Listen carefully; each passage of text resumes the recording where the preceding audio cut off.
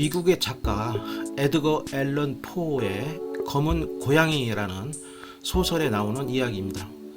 소설의 주인공은 나는 내일이면 죽는다 라고 말하면서 자기 독백 형식으로 이야기를 하고 있습니다. 나는 성질이 온순하고 인정이 많았다. 이런 유약함은 친구들의 놀림거리가 될 정도였다. 나는 특히 애완동물을 좋아했고 부모님은 여러 애완동물을 사다 주시곤 하셨다. 나는 애완동물에게 먹을 것을 주거나 머리를 쓰다듬어 줄 때 가장 큰 즐거움을 느꼈다. 이러한 독특한 성격은 점점 심해져서 어른이 되었을 때는 오직 동물을 사랑하는 것만이 유일한 즐거움이었다. 주인에게 충실하고 영리한 개에게 애정을 품어본 적이 있는 사람들은 이렇게 하여 얻어지는 기쁨이 얼마나 큰 것인지 알 것이다. 인간의 천박한 우정과 경박한 신뢰를 겪어본 사람이라면 동물들의 헌신적인 애정 속에서 가슴 뭉클한 그 무엇을 느낄 것이다. 나는 일찍 결혼하였는데 내 아내의 성격도 다행히 나와 비슷하였다. 내가 동물을 좋아하는 것을 보고 아내는 기회 있을 때마다 귀여운 애완동물들을 사들였다. 우리는 작은 새를 비롯하여 금붕어, 개, 토끼, 원숭이 그리고 고양이 한 마리를 길렀다. 그 중에서 고양이는 몸집이 크고 아름답고 멋진 녀석으로 온몸이 새카맣고 매우 영리한 녀석이었다. 고양이는 내 마음에 드는 놀이동물이었다. 나만이 고양이에게 먹이를 주었으며 고양이는 집안 어디든지 내 뒤를 졸졸 따라다녔다. 고양이와의 애정은 여러 해 동안 친밀하게 계속되었다. 반면에 내 기질과 성격은 술을 포금함으로 인하여 급격하게 악화되어 갔다. 나는 날이 갈수록 침울해지고 성급해져서 아무것도 아닌 일에 공연히 화를 내고 다른 사람의 감정은 생각하지 않게 되었다. 마침내 아내에게 욕설을 퍼붓고 폭력을 휘두르기까지 이르렀다.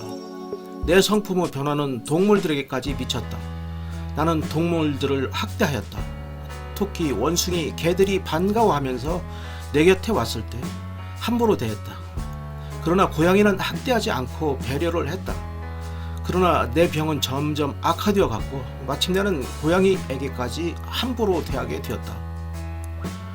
어느 날 밤 늘 다니던 술집에서 만취가 되어 집에 돌아왔을 때 고양이가 슬금슬금 나를 피하는 것 같았다. 나는 고양이를 움켜잡았다. 그러자 나의 난폭한 행동에 깜짝 놀란 고양이는 이빨로 내 손에 가벼운 상처를 냈다. 순간 나는 분노의 포로가 되어 나 자신을 잊어버렸다. 내 순수한 영혼은 단숨에 사라지고 악마도 못 당할 사악한 징후가 내 온몸을 떨게 하였다. 나는 조끼 주머니에서 칼을 꺼내서 불쌍한 고양이의 목을 움켜쥐고는 천천히 한쪽 눈알을 도려냈다. 다음날 아침에 술이 깨고 온전히 이성적인 상태가 되었을 때 나는 내 행위에 대하여 공포와 참회가 섞인 감정을 금할 수가 없었다. 그러나 이러한 감정은 일시적인 것에 불과하였다. 나는 여전히 폭음으로 세월을 보냈고 그 행동에 대한 모든 기억을 술에 파묻어 버렸다. 그러는 동안에 고양이는 조금씩 상처가 회복되어 갔다. 고양이는 그다지 고통을 느끼지 않게 된 듯 했다. 고양이는 전과 다름없이 집안을 돌아다녔지만 내가 다가가면 혼미백산하여 도망치곤 하였다. 전에 그렇게도 나를 따르던 고양이가 이렇게 변한 것이 분노로 바뀌게 되고 마침내는 파멸의 구덩이로 나를 빠뜨릴 것만 같은 짓궂은 감정이 복받쳐 올랐다. 이런 감정이야말로 인간의 마음에 내재하고 있는 원초적인 충동의 하나이며 인간성을 지배하는 근원적 감정이라고 믿었다. 아무 죄도 없는 고양이를 계속 학대한 것은 나 자신의 본성을 학대하고 악업으로 인하여 더 큰 악업을 낳는 헤아리기 어려운 영혼의 욕구였다. 어느 날 아침 나는 태연히 고양이의 목을 움켜쥔 다음 밧줄 올가미를 걸어서 나뭇가지에 매달았다.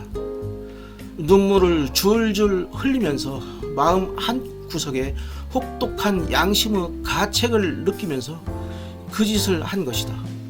내가 가슴 아팠던 것은 그 고양이가 나를 사랑했다는 것을 알고 있었기 때문이며 고양이가 나에게 분노를 일으킬 만한 아무런 일도 저지르지 않았는데도 이렇게 하는 것이 죄를 짓는 것임을 알고 있었기 때문이다. 이 참혹한 일을 저지른 그날 밤에 나는 불이야 하고 외치는 소리에 잠을 깼다. 불이야 하는 외침에 사람들이 뜰로 몰려와서 법적거렸고 그들 중 한 사람이 나무에 매달린 고양이 시체를 나무에서 내려 열린 창을 통해서 내 침실 안으로 던져 넣었다. 나를 깨우기 위한 것이었다.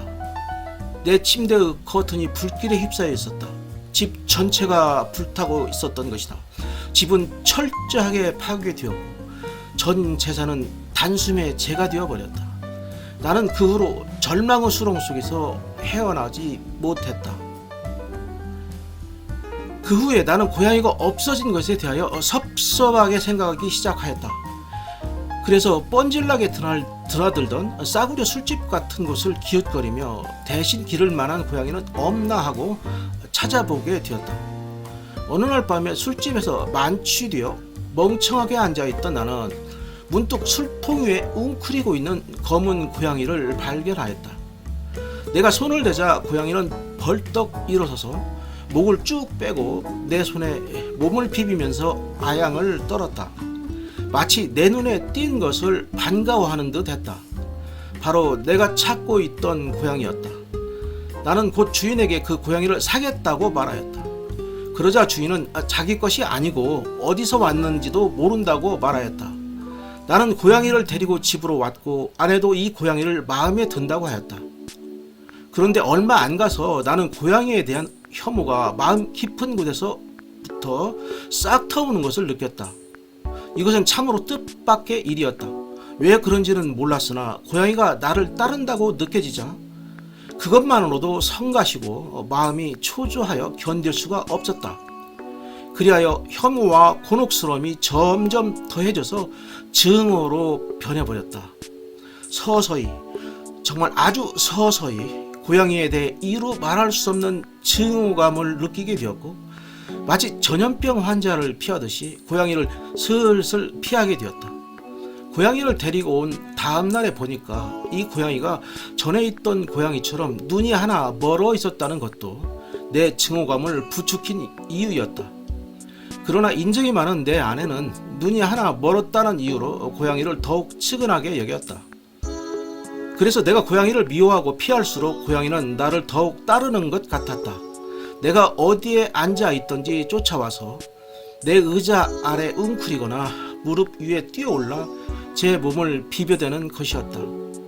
내가 일어나서 걸어가려고 하면 어느새 두 다리 사이로 기어들어와서 나를 하마터면 넘어질 뻔하게 하고 그렇지 않으면 길고 뾰족한 발톱으로 옷에 매달려 가슴까지 기어오르곤 하였다.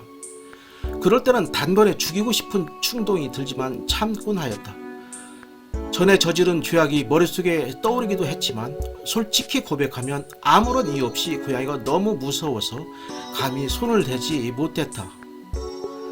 아내는 전에 내가 죽인 고양이와 지금의 고양이를 분간하는 유일한 증표로서 가슴의 흰 반점에 대하여 나에게 여러 번 주어를 환기시켰다. 그 반점을 볼 때마다 나는 진저리를 쳤다. 그것 때문에 고양이가 미웠고 할 수만 있다면 고양이를 죽이고 싶었다. 나는 이제 밤이건 낮이건 안식의 기쁨을 누릴 수 없게 되었다. 낮 동안에는 잠시도 고양이가 내 곁을 떠나지 않았으며 밤에는 이루 말할 수 없는 공포 꿈에 시달려 그 한 시간마다 잠에서 깨곤 하였다. 평소에 우울했던 내 성격은 점점 심해져서 주위에 있는 모든 것, 모든 사람들을 하나같이 미워하기에 이르렀다. 그리하여 이제는 무턱대고 화를 벌컥 내는 일이 잦아졌다. 나의 억누를 수 없는 경로에 누구보다도 괴로워하고 참을성 있게 견디해준 피해자는 불평 한마디 하지 않는 나의 아내였다. 어느 날 집에 지하실에 볼 일이 있어서 아내와 함께 내려갔다. 고양이도 나를 따라가서 가파른 층계를 내려왔는데 그 때문에 하마터면 나뒹굴 뻔했던 나는 갑자기 흥분하게 되었다. 나도 모르게 손도끼를 집어든 나는 너무나도 격분한 나머지 그때까지 나를 짓누르고 있던 공포도 있고 고양이를 내려 찍으려 했다. 만일 생각대로 되었다면 고양이는 그 자리에서 숨이 끊겼을 것이다. 그러나 아내의 말리는 손길에 의해서 저지를 당하고 말았다. 아내의 방해에 나는 악마보다 더한 분노가 치솟아서 나는 아내에게 붙잡힌 팔을 빼서 아내의 머리를 도끼로 휘둘렀다. 아내는 비명도 지르지 못하고 그 자리에서 푹 쓰러졌다. 이 무서운 살인이 저질러진 이후에 나는 즉시 아내의 시체를 감출 방법에 대해 신중하게 생각하였다. 그러다가 굉장한 방법을 문득 떠올렸다. 시체를 지하실 벽 속에 넣어서 발라버리는 방법이었다.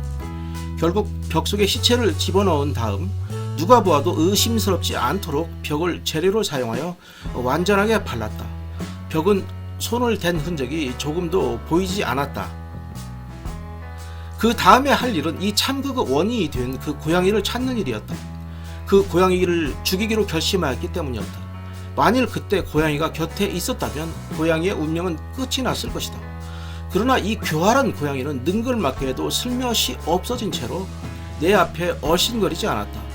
얄미운 고양이가 없어져서 마음이 홀가분해진 그 통쾌한 감정은 도저히 표현할 수가 없다. 며칠 후 한 무리의 경찰관들이 집에 들이닥쳐서 엄중한 가택수색을 시작하였다. 그러나 아무리 면밀하게 조사하더라도 탄로날리 만무하다는 확신이 있었기 때문에 나는 조금도 당황하지 않았다. 경찰들은 집안 구석구석을 샅샅이 조사하였다. 그리고 마침내 지하실로 내려갔다. 나는 얼굴빛 하나 달라지지 않았다. 나는 팔짱을 끼고 이리저리 유유히 돌아다녔다. 거듭된 수색에도 아무런 단서가 없자 경찰관들은 이제 더 이상 의심할 여지가 없었다. 그 결과 나의 기쁨은 억누를 수 없을 만큼 강렬해졌다. 나는 승리의 표시로 한마디 해서 나의 무죄를 경찰관들에게 한층 더 확신시켜주고 싶어서 견딜 수가 없었다. 경찰관들이 조사를 마치고 돌아가기 위해 계단을 막 올랐을 때 마침내 나는 입을 열었다. 경찰관 여러분, 어떻습니까? 이 집은 구조가 썩 잘 되어 있습니다. 아무 이야기나 마구 짓거리고 싶은 격렬한 욕망에 휩싸여 나는 무슨 말을 하고 있는지조차 몰랐다. 저희 집은 참으로 잘 지어진 집입니다. 무엇보다도 병말인데요. 경찰관 여러분들, 그만 돌아가시렵니까? 어떻습니까? 이 벽의 견고함은? 이렇게 말한 나는 몹시 흥분하여 들고 있던 막대기로 아내의 시체가 들어있는 바로 그 부분을 힘껏 후려 갈겼다. 그 순간 벽 속에서 어떤 소리가 들려왔다. 그 소리는 사람의 소리라고는 도저히 믿을 수 없는 아주 이상하고도 잔인한 비명소리로 변했다.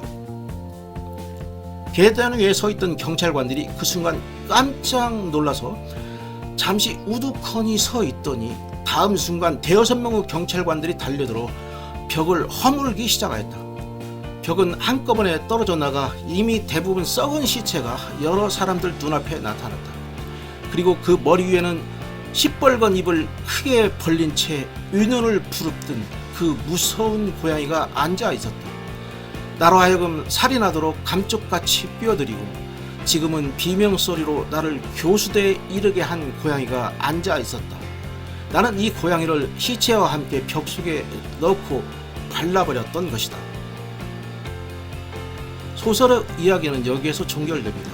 주인공은 원래 온순하고 인정이 많은 사람이었습니다. 외환동물을 좋아하고 특히 고양이와 친하게 지냈습니다. 그러나 술에 취하면 아내에게 욕설을 퍼붓고 폭력을 행사하였습니다. 어느 날 술에 취하여 아무 죄도 없는 고양이에게 폭력을 행사하여 한쪽 눈을 실명하게 합니다. 주인공은 나쁜 짓을 해서는 안 된다고 생각하면서도 결국 고양이를 죽이게 됩니다. 그 후 고양이가 그리워져서 다시 또 다른 고양이를 데려오게 됩니다. 시간이 지나서 고양이를 이유 없이 증오하다가 고양이를 죽인다는 것이 실수로 착한 아내를 죽이게 됩니다. 그 결과 자신의 죄가 발각되어 죽음을 기다린다는 내용입니다. 인간은 본인도 폭력 행사가 죄를 짓는다는 것을 알고 있지만 본성이 악하여 결국에는 폭력을 행사한다는 것을 작가는 이야기하고 있습니다. 그리고 그 폭력의 결과는 비참하다는 것을 작가는 말해주고 있습니다. 성경에서는 인간의 폭력에 대해 어떻게 말하고 있을까요? 성경 시편 7장 16절에 있는 내용입니다. 남을 해친 재난이 저에게로 돌아가고 남에게 휘두른 폭력도 제 정수리로 돌아간다. 성경에서는 내가 행한 타인에 대한 폭력의 결과는 자신에게 해가 미친다는 것을 이야기하고 있습니다. 인간의 본성에 내재되어 있는 폭력성을 자제하는 것이 지혜로운 선택일 것입니다. 그리고 폭력의 배제를 현실 생활에서 실천함으로써 값진 인생을 살아가야 할 것입니다. 인간의 내면에는 어느 정도 폭력성이 자신도 모르게 잠재되어 있는지도 모르겠습니다. 다만 그 같은 폭력성을 항상 자제하고 항상 절제하고 통제함으로써 평화로운 삶을 살 수 있도록 노력해야 할 것입니다. 폭력이 타인에게 피해를 주는 것도 있지만 자기 자신의 영혼도 파괴하고 자신의 삶의 모든 것들을 파멸로 이끈다는 그런 교훈을 잊지 말아야 할 것 같습니다. 오늘 제가 준비한 내용은 여기까지입니다. 내용이 괜찮았다면 구독, 좋아요, 알림 설정 부탁드리겠습니다. 감사합니다.